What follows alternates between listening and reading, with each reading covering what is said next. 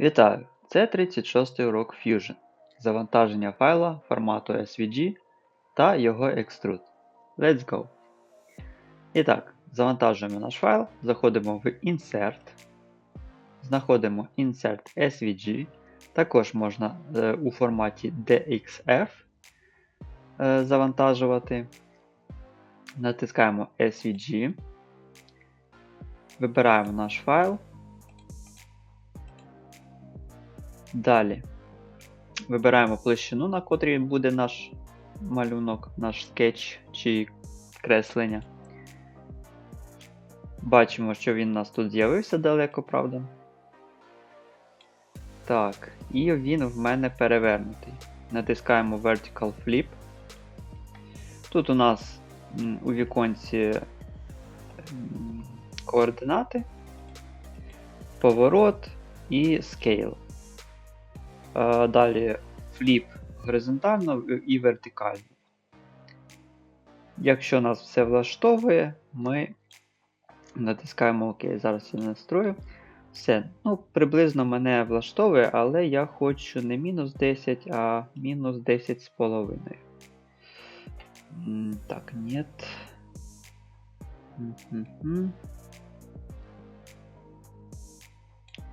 Мінус 0.5.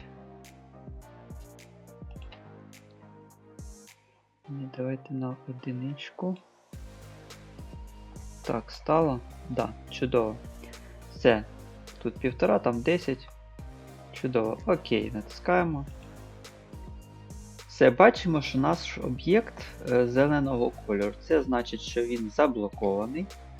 Щоб його розблокувати, просто натискаємо Fix. Все, Escape. У нас об'єкт розблокований, і ми можемо вже щось з ним, в принципі, зробити. Щось додати, щось не додавати. Якщо у нас тут все окей по кресленню, ми бачимо, що кожна деталь у нас вибирається окремо, крім цієї. Хоча ось, да, ця теж вибирається. Чудово. Значить, у нас все зі скетчем нормально, нема розривів ніде, і можна, в принципі, його екструдувати. Натискаємо тоді Finish Sketch, Extrude. Вибираємо деталь. Наприклад, New Component, Symmetric, 10. Окей. Все, і в нас вийшов об'єкт. Далі можемо інші частини видавити також. Extrude, Symmetric, New Component. Давайте теж 10. Окей.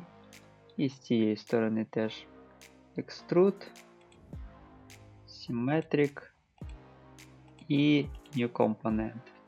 10. 10. Дистанція. Так, чудово. Окей. І ось наш об'єкт якийсь вже готовий. Просто взяли креслення і просто видавили наш об'єкт з креслення. Тобто ми тут скетч не малювали, ми його намалювали в іншій програмі, завантажили і готово.